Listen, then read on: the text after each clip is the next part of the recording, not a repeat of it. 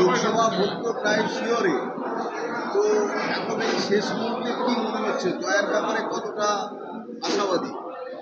দেখুন, এখানে অভিষেক ব্যানার্জির হার নিশ্চিত, এবং তার জন্য প্রচুর ক্রিমিনালদের ঢুকিয়েছে। বিভিন্ন হোটেলগুলোতে রেড করলেই বোঝা যাবে। বিভিন্ন গার্ডেন রিচ, মেটা বুরুজ, পার্ক সার্কাস থেকে প্রচুর পরিমাণে ছেলের মধ্যে ঢুকে গেছে, এবং এগুলো পুলিশের প্রশ্রয়। প্রচুর পরিমাণে টাকা এবং সামসও ঢোকানো হচ্ছে। শওকত মোল্লার যে ক্যারাভান আসে, যে সমস্ত পুলিশ স্কট আসে, সে পুলিশের গাড়িতে করে টাকা এবং আর্মস এনে ঢোকাচ্ছে। এছাড়াও আপনার হরিশ মুখার্জি রোড থেকে বিভিন্ন প্রাইভেট গাড়ি দিয়ে টাকাগুলো ঢুকে গেছে অলরেডি। এই টাকা স্টক করা হচ্ছে নবকুমার বেতালের কাছে, জাহাঙ্গীরের কাছে, শামীমের কাছে, বাপি শেখের বাড়িতে, বুচানের কাছে, এরকম সব ছড়িয়ে ছিটিয়ে রয়েছে। আমরা অলরেডি সেন্ট্রাল অবজারভার বা ইলেকশন অবজারভারকে জানিয়েছি, জেনারেল অবজারভার, পুলিশ অবজারভারকে, কিন্তু এখন পর্যন্ত ইলেকশন কমিশনের কোনো হেলদোল নেই। এখানে এত পরিমাণে অস্ত্র ঢোকানো হয়েছে, প্রায় এক জাহাজেরও বেশি, এবং পুলিশ তো সেন্ট্রাল ফোর্সকেই তো ডিপ্লয়মেন্ট করছে। এখানটায় কোনো আপনার এখন পর্যন্ত কোনো সেন্ট্রাল ফোর্সের রুট মার্চ কেউ দেখতে পারেনি। আমরা বারবার রিকোয়েস্ট করছি এসপিকে এবং ডিএমকে, যেখানটায় রুট মার্চ করান সেন্ট্রাল ফোর্সকে দিয়ে সেন্সিটিভ এরিয়া এগুলো। এখানকার প্রায় 1956টা বুথের মধ্যে, 59টা বুথের মধ্যে প্রায় 1400 বুথই হচ্ছে সেন্সিটিভ, কিন্তু আপনি কোথাও এই বিষয়ে দেখতে পাবেন না যে সেন্ট্রাল ফোর্সের কোথাও আপনি দেখতে পারবেন না। অথচ খাতা কলমে সেন্ট্রাল ফোর্সের রয়েছে, তাদের খাবার দাবার দিয়ে তাদের আপ্যায়ন করা হচ্ছে প্রশাসনের পক্ষ থেকে, এবং যাতে তারা খুশি থাকে। এবং কোনো রকম আপনি এই দেখতে পাচ্ছেন না যে আজকে নিয়ম হচ্ছে কি, নমিনেশনের পরে যা প্রোগ্রাম হবে, যা ফ্লেক্স ব্যানার হবে, সমস্ত প্রার্থীর এক্সপেন্ডিচারে ঢোকানো হবে। অথচ দেখুন, আপনি অভিষেক ব্যানার্জির পরপর 3বার আমরা ফ্লেক্স ব্যানার খুলিয়ে দিলাম, বড় বড় হোর্ডিং হলো। একটা হোর্ডিং করতে গেলেই মিনিমাম 1 লক্ষ টাকার উপর খরচা। সেখানে কত হাজার ফ্লেক্স হোর্ডিং রয়েছে, যার পরিমাণ অন্তত 20 থেকে 25 কোটি টাকার বেশি, অথচ এক্সপেন্ডিচারেও দেখাচ্ছে এখনও পর্যন্ত খরচা হচ্ছে 40 লাখ। তাহলে আমাদের এখানকার যারা এক্সপেন্ডিচার অবজারভার, যারা জেনারেল অবজারভার, তারা কি করছে, পুলিশ অবজারভাররা কি করছেন? অর্থাৎ ইলেকশন কমিশন পুরো মিউট স্পেক্টেটর হয়ে রয়েছে। আমি জানি না, এখানে আমি বারবার 2018 থেকে আমি বলছি যে এখানকার সিইও যিনি রয়েছেন আরিজ আফতাব, উনি যতদিন থাকবেন এখানে অভিষেক ব্যানার্জি এবং তৃণমূলদের হারানো খুব কঠিন। উনি হচ্ছেন পুরো মমতার একদম খাস লোক, এই আরিজ আফতাব।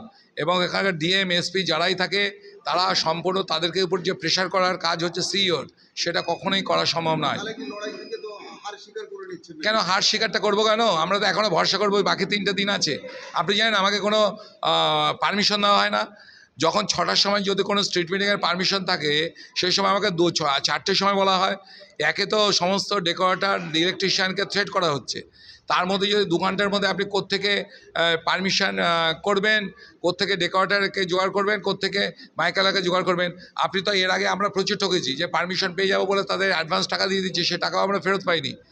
তারা বলছে আমরা তো লেবার রেখেছি, আমরা তো প্রিপেয়ার ছিলাম, আপনাদের কেন টাকা ফেরত দেবো? এইভাবে আমাদের লার্জ সাম অফ মানি, আমাদের টাকা নষ্ট হয়েছে। 2019 সালে আমরা দেখেছি 1200 বুথে বিজেপি লিড ছিল 1956 বুথের মধ্যে। এটা কিন্তু আপনাদের একটা পজিটিভ দিক। সেই ব্যাপারটা যদি ধরেন, এখন তো বিজেপির আপনাদের গঠনে যে অনেক ভালো, তার কি প্রভাব এই ভোটে পড়বে না? দেখুন, বিজেপির এখন আরও বেশি শক্তিশালী সেন্ট্রালি, স্টেটেও বিজেপি খুব শক্তিশালী, কিন্তু গত 4 বছর ধরে এখানে এত পোস্টপোল ভায়োলেন্স হয়েছে। আমাদের এই ডায়মন্ড হারবার পুলিশ ডিস্ট্রিক্টে সব থেকে বিজেপি হচ্ছে দুর্বল সাংগঠনিকভাবে, কিন্তু একই সঙ্গে আমাদের পজিটিভ দিক আছে। এখানে যারা তৃণমূলকে ভোট দিয়েছে বা যে সমস্ত মুসলিম ভোট ব্যাঙ্ক পেয়েছে, তাদের 99% তারা চাইছে অভিষেক ব্যানার্জিকে এখান থেকে হটাতে। এবং তার জন্য আমাদের এদিকে যেমন নেগেটিভ, এদিকেও তেমন। যেমন সাংগঠনিকভাবে আপনি বলবেন তাহলে পোলিং এজেন্ট আপনারা বসাতে পারবেন না, ওরা এত থ্রেট করছে, ডায়মন্ডে থ্রেট করে করে। এর মধ্যে কালকে যে বৈঠক করেছে, যেটা সুমিত তার শ্লোকেদের নিয়ে বৈঠক করেছে, যে পোলিং এজেন্টের ফর্ম যখনই বিডিও অফিসগুলোতে জমা পড়বে, ব্লকে জমা পড়বে, সঙ্গে সঙ্গে সেই লিস্ট তাদের কাছ থেকে নিয়ে বিডিও অফিসারদের থ্রেট করিয়ে সেই পোলিং এজেন্টদের ফর্ম নিয়ে তাদের বাড়ি বাড়ি ঘেরাও করা হবে, যাতে তারা পরের দিন সকালবেলা না যেতে পারে। আপনি দেখলেন না মক পোল, ইভিএমের মক পোলিং যেটা হয়, তাতে আমাদের ছেলেদেরকে মেরে ডায়মন্ড হারবারে কীভাবে তাদের করেছে। ভয়ে অনেক ছেলে মক পোলিংয়ে যেতেই পারেনি। এবং প্রত্যেকটা জায়গায় যে মক পোলে 200, 300, 400, 500 যে করা হয়, তারপর যে ডিলিট করা হয়, আমাদের পুরো প্রসেসের উপর নির্ভর করতে হচ্ছে। আর এই প্রশাসনে তো পঞ্চায়েত করেছিল, পঞ্চায়েতের সময় কী করেছিল সেটা বোঝেননি। তাহলে পোলিং এজেন্টদের কি বার্তা দেবেন, বিজেপি পোলিং এজেন্টদের কি বার্তা দেবেন এই পরিস্থিতিতে? এইটা তো দেখুন, এখানে নিরাপত্তা বজায় রাখার দায়িত্ব তো ইলেকশন কমিশনের। আমরা তো অভিষেক ব্যানার্জির মতো তো ক্রিমিনাল নয়। আমরা তো ওই ভাইপোর মতো ক্লাস 8-এর প্রতিটা সাবজেক্টে ফেল করা, একটা উচ্চ মাধ্যমিক কোনো রকমের পড়া একটা ছেলে যার ব্রেন হচ্ছে ক্রিমিনাল মাইন্ডেড, যার দ্বারা পড়াশোনা কিছু হয়নি, আমি তো সেরকম নয়। আমরা তো 4-5টা পোস্টগ্রাজুয়েট ডিগ্রি হোল্ডার। আমরা তো মনে করি pen is sharper than sword. আমরা সেই জন্য আমাদের প্রসেসের উপর ভরসা করে ছাড়া, ইলেকশন কমিশনের ভরসা করে ছাড়া আমাদের কি করার আছে? এখন মধ্যে এরিয়াতে কোনো এই সেন্ট্রাল ফোর্সের কোনো ডমিনেশন আইন কী করবো আমরা এখানটায়, তাদের উপর ভরসা করা ছাড়া? ঠিক আছে।